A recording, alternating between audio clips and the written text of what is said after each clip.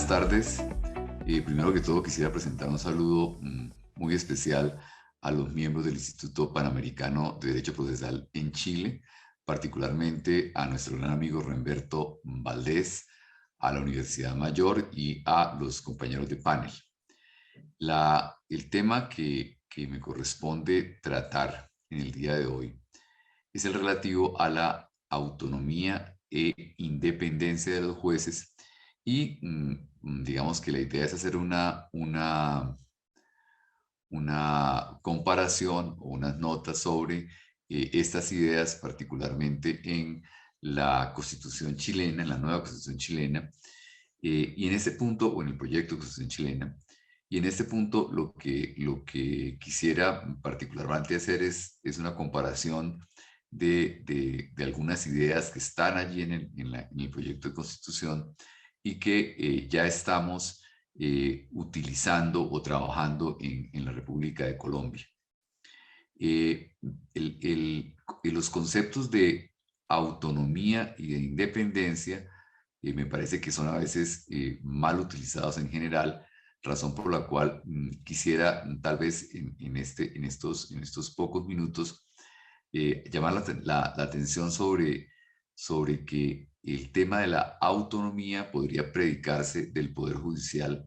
podría predicarse como de los derechos del Poder Judicial, mientras que la independencia de los jueces, la independencia judicial, deberíamos verla desde un punto de vista de garantía de derechos como un derecho de los particulares. Y digamos que en ese punto, o a eso me referiré. En una primera parte hablaré de la autonomía, en una segunda parte hablaré de la independencia y en una tercera parte voy a referirme a un concepto que nos ha generado algunos problemas en Colombia, que es el concepto de la colaboración armónica entre las ramas del poder público. Cuando uno habla de la autonomía del Poder Judicial y de sus integrantes, pues se estaría refiriendo a que la rama judicial o el Poder Judicial como tal debe tener ciertos derechos o cierta independencia, cierta autonomía de funcionamiento en relación con las demás ramas del poder público. Implica poder ejercer sus funciones sin depender de los demás órganos públicos, poder ejercerlas sin caer, digamos que afectado por excesos de poder, tanto de la rama ejecutiva como de la rama legislativa. Entonces, para garantizar esa autonomía que está, digamos que intrincada en el concepto de división de poderes, las constituciones toman algunas medidas que están en la Constitución, en el proyecto de Constitución chilena. De una parte, hay un tema referido a los recursos, a la posibilidad de que la rama judicial o de que el Poder Judicial maneje sus propios recursos y a la posibilidad de que tenga una asignación particular en el presupuesto. En Colombia vivimos el proceso anterior, señalamos en nuestra Constitución que la rama debía tener una asignación presupuestal, lo cual en realidad no funcionó mucho. En la legislación pasada se acaba de aprobar en la ley estatutaria de la Administración de Justicia una norma de acuerdo con la cual la rama judicial o el Poder Judicial tiene un porcentaje fijo en el presupuesto nacional. Vamos a ver cómo se implementa lo anterior. Esto pues tendría la ventaja de que en cada presupuesto, luego que se fija el presupuesto de gastos de las demás ramas del poder público, pues ya tendríamos asignado, la rama judicial tendría asignada una rama fija en ese presupuesto. Y eso puede ser, digamos que garantía de autonomía, pero también puede ser algo que va contra la planeación del presupuesto público, porque en realidad la asignación de gastos pues no debería obedecer a un presupuesto, sino debería obedecer a un establecimiento de necesidades y a un establecimiento digamos que de verdaderos equilibrios. Pero digamos que allí indico que esa es la medida adoptada en la legislación colombiana. Otra medida, otras medidas tienen que ver con la designación de los jueces. Igualmente, en Colombia se trata de excluir al Poder Ejecutivo y al Poder Legislativo en esta materia para darle una autonomía a la rama. Igualmente, tenemos que ver con que la autonomía debería garantizarse eliminando la posibilidad de que los jueces sean investigados disciplinariamente por ramas distintas del poder público y igualmente eliminando la posibilidad de que particularmente los magistrados de las altas cortes puedan ser investigados penalmente por la fiscalía y por los jueces. Entonces, en relación con con las altas cortes, las altas cortes son juzgadas por una comisión de la Cámara de Representantes, que es la comisión de acusaciones, que digamos que juzga a los altos funcionarios del Estado. También tendría que ver con la responsabilidad patrimonial de los jueces. En Colombia pasamos de una responsabilidad directa, de una posibilidad antes de la Constitución de 1991, en la cual cualquier particular podía demandar en un proceso ordinario, en un proceso judicial que se tramitaba ante la Corte Suprema de Justicia, y demandar la responsabilidad patrimonial por error judicial. En la Constitución de 1991, la responsabilidad de los jueces y de todos los funcionarios públicos, porque esto es extensivo a todos, se regula en el sentido de decir que los particulares solo pueden demandar al Estado y que el Estado tiene la posibilidad de repetir contra los funcionarios judiciales, contra cualquier funcionario, solo cuando esté acreditado que ese funcionario obró con dolo o con culpa grave. Digamos que la idea es establecer en este punto una especie de inmunidad parcial, decirle al juez, señor juez, usted se puede equivocar, la función judicial es, digamos que, connatural a las equivocaciones, el problema es que solamente deberá responder cuando obre con dolo o con culpa grave. Esto, sin embargo, se ha ido desdibujando, se han ido estableciendo algunas presunciones de dolo o culpa grave por la ley, y en una ley de transparencia recientemente se indicó, por ejemplo, que un error manifiesto en una providencia era un indicio o era una presunción de dolo o culpa grave, con lo cual de alguna manera esa protección constitucional se está afectando. Ahora, este conjunto de garantías de la autonomía,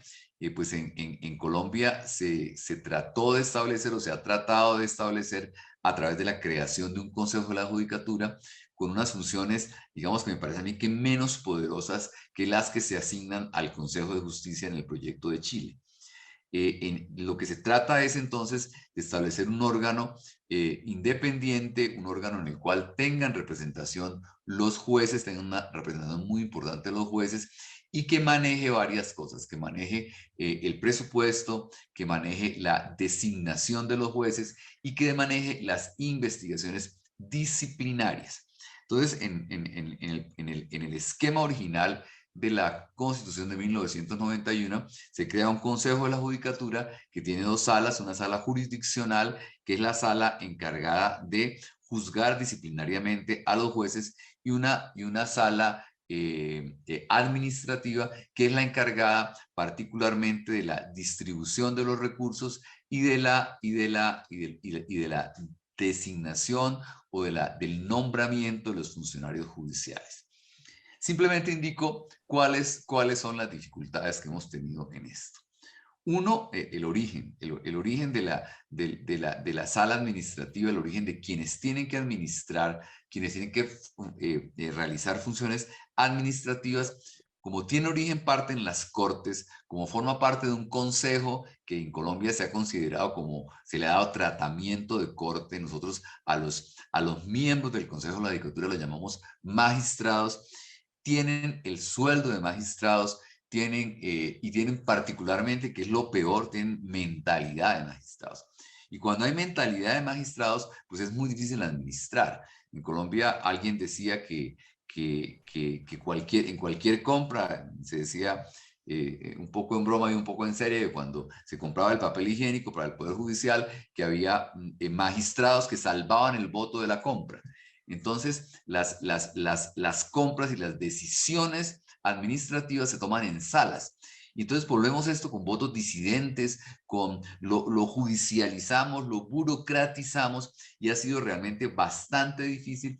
porque si bien es cierto que es importante que la rama judicial participe, que diga cuáles son sus necesidades, que conozca las cosas, no es tan cierto que los magistrados de las altas cortes estén capacitados para tomar medidas de administración. Ese me parece que es un primer problema, hay un gran problema de ineficacia en la ejecución de los recursos del Consejo de la Judicatura. Un gravísimo problema que genera que se le asigne presupuesto a la rama judicial y que el Consejo no sea capaz de ejecutarlo por falta, repito, de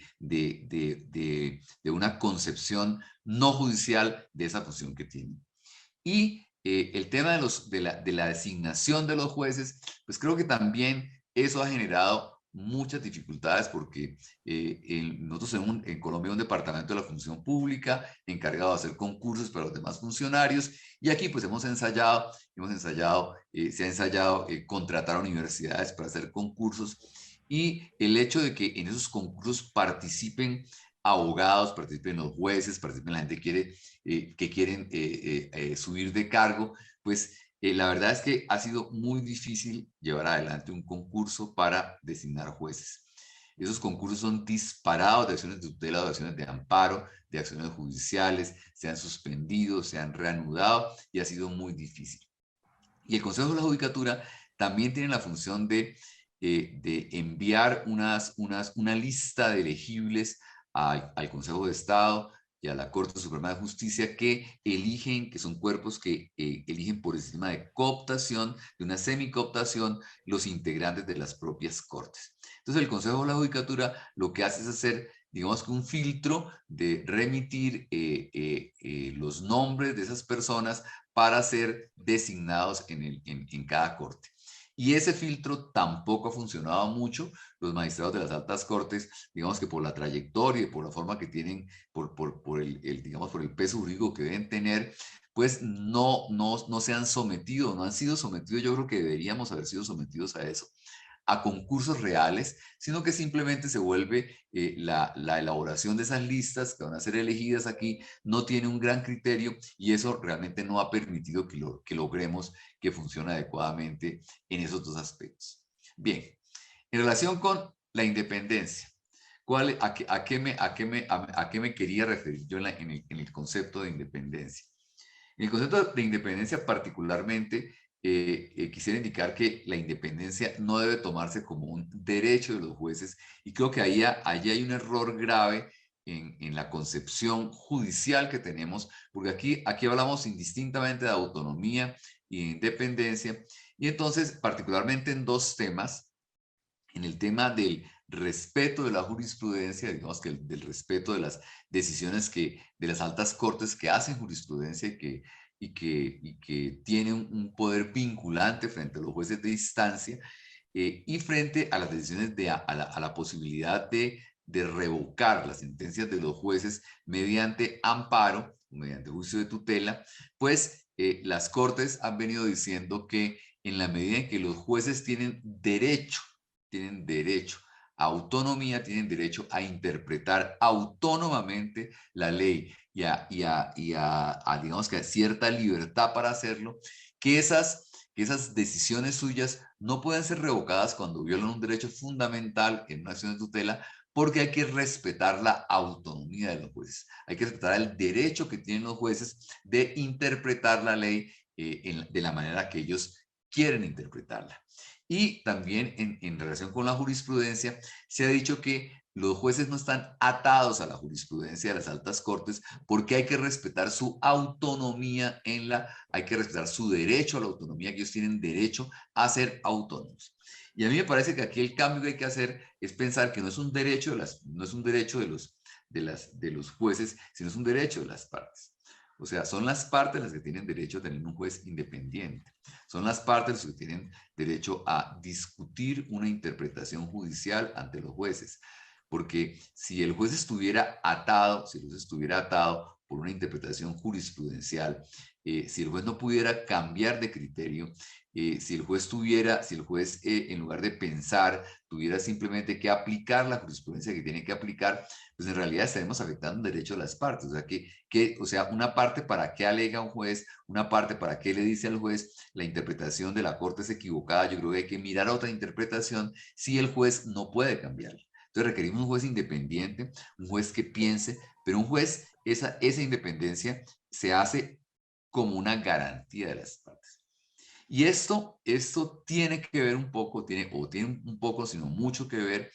con la posibilidad de modificar la jurisprudencia y con la posibilidad de que esa modificación se haga al momento de dictar sentencia y tenga efectos retroactivos. ¿Cuál es la idea que está alrededor de este punto? Si todos sabemos que la jurisprudencia, o lo que llamamos ahora en Chile se llama los precedentes, que los precedentes en realidad en un sistema de derecho escrito lo que pueden hacer es interpretar la ley,